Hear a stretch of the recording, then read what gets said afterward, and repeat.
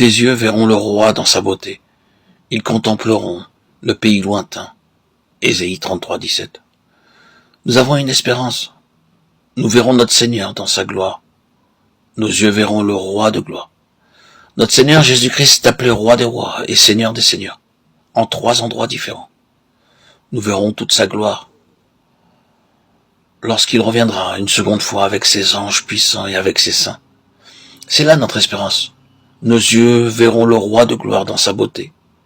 Ils contempleront le pays lointain et ils le posséderont. Toute l'armée des cieux se dissout, les cieux sont roulés comme un livre et toute leur armée tombe comme tombe la feuille de la vigne, comme tombe celle du figuier. Ésaïe 34, 4. Il nous est rappelé ici comment le Seigneur a fait de nous sa propriété. Le soleil, la lune et les étoiles lui appartiennent, mais ils ne sont pas sa portion. Ils passeront. Psaume 102, 27. Tout comme nous nous débarrassons d'un vêtement sale après usage. Lorsque nous achetons un vêtement, nous en prenons soin pendant 2 ou 3 mois, mais quelle que soit sa qualité, un jour, il sera vieux. Or, quand les vêtements sont usés ou déchirés, après avoir été portés longtemps ou qu'ils sont usés pour d'autres raisons, nous les jetons. Cependant, nous sommes très précieux devant Dieu. Ayant reçu le Seigneur Jésus-Christ, nous pouvons vraiment dire avec joie et hardiesse que nous vivrons éternellement avec des corps glorifiés et immortels dans un royaume céleste qui ne passera jamais. C'est un autre pic du salut.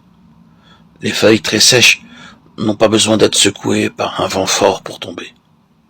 Elles tombent d'elles-mêmes, sans être secouées. De même que les feuilles sèches tombent facilement sans l'aide du vent, ainsi un jour, tout ce que nous voyons à présent tombera et disparaîtra.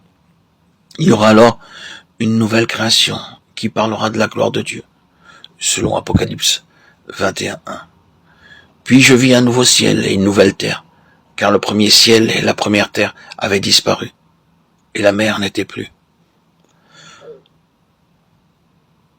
Nous sommes en train d'être préparés en vue de la nouvelle création, pour une chose éternelle qui ne passera pas. Mais notre Seigneur Jésus utilise ses propres voies et ses propres méthodes, afin de nous préparer pour cette création. Le désert et la terre aride se réjouiront. Le lieu stérile sera dans l'allégresse et fleurira comme la rose. Il fleurira abondamment.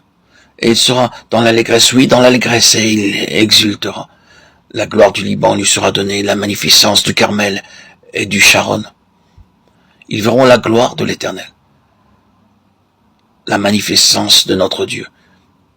Ésaïe 35, 1, 2.